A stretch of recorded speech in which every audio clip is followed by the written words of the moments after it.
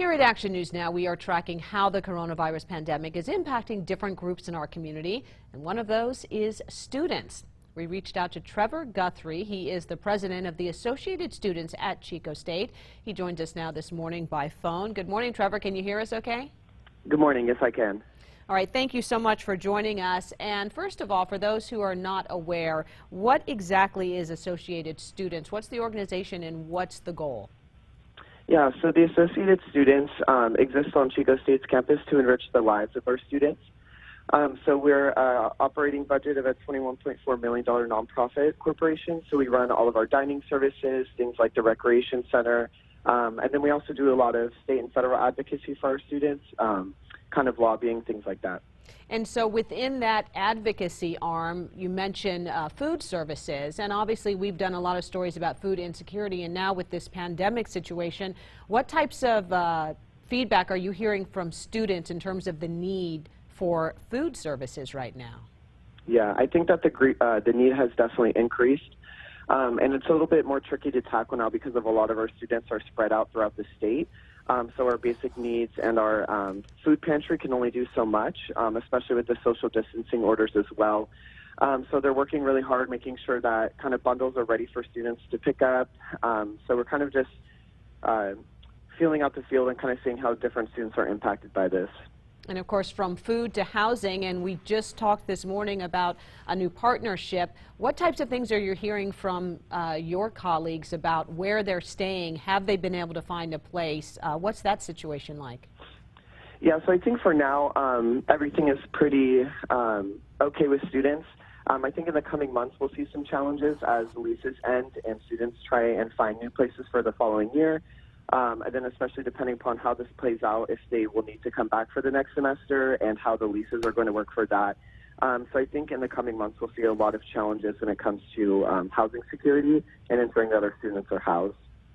Now, of course, classes, that's a big one. We're in semester with students with online classes, but what are you hearing from students about any concerns of completing their courses, and then those who are scheduled to graduate this year? What's going through people's minds? This has to be very disruptive to wonder, will we have our graduation?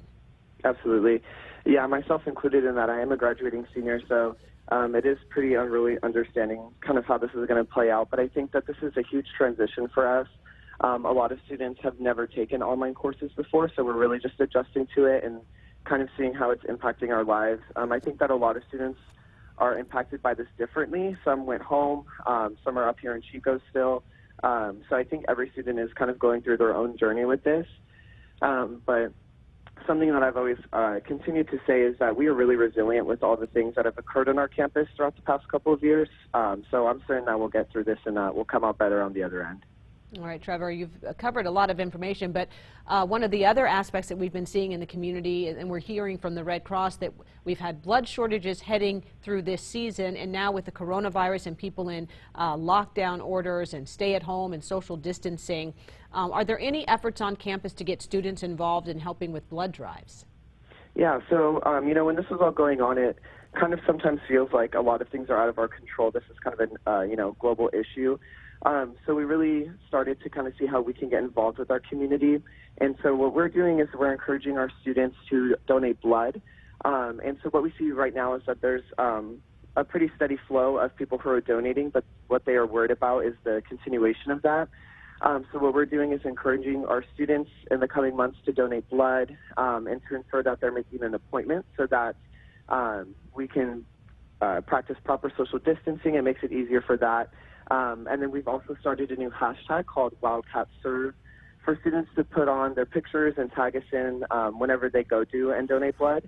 And then we're also kind of raising some of awareness around the archaic rule of the LGBTQ community being impacted by blood donations. They've recently rolled back the one-year ruling so that you can donate within 3 months now, but we're kind of raising awareness and kind of advocating to the end of that rule because it is pretty outdated. All right.